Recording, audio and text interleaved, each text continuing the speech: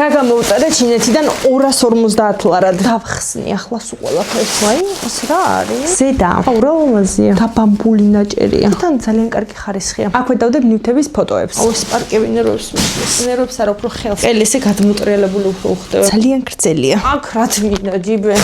ეს არის ორეული. საშინელება. პატარა მოქვს. მგონია რომ ცეკვის გაკვეთილზე მივდივარ. არა. რაღაცა ტოპი. მოდი დავთვალოთ რამდენი რამე მექნება პატარა 1. ეს არის სპორტულები. ზედა შორტის ქვეშ ჩასაცმელი. ესენი ჩემი არ არის. ზედა ასევე სავარჯიშო შორტი. აქ რა გვაქვს? სპორტული შარვალი. როგორც იქნა ამ შარვალს გავიხდი. ესეთია სპორტული შარვალი. თავარი რბილია და ძალიან ხარისხიანი. მედია რო გავრეცხავ, მერეც ესეთი იქნება. ხარისხზე ვერაფერს ვერ ვიტყვი, იმიტომ რომ ძალიან კარგია, მაგრამ გოგოს სტილი არ არის. ეს არის MMA-ის ფორმა. შორტი, მოკლე მკლავიანი მაისური, ძელ მკლავიანი მაისური, იგივენაირია ზუსტად. შორტის ქვეშ ჩასაცმელი შარვალი.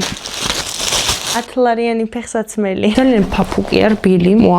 ჩემს ორიგინალ New Balance-ებს უნდა შევატარო. აბა, ზედაპირს ეტყობა, რომ ეს უფრო რაღაცნაირად დამუშავებული და ხარისხიანია. აქ საერთოდ სხვანაირი ბადია, აქ სხვანაირი, მაგრამ იდენტურად არის გაკეთებული. ძალიან კარგი ხარისხის ნამუშევარია, მე ასე ვიტყოდი. ძირი ამას საერთოდ სხვა აქვს. ესეთია. წინიდანაც გადავუღებრო. ოდნავ მაღალია ეს ფეხსაცმელი, ამა მაღლა. დამაცემინებს. როგორი ხარისხია? მოკლე ქურთუკია, ჯიბი აქვს. უკან ქუდი აქვს.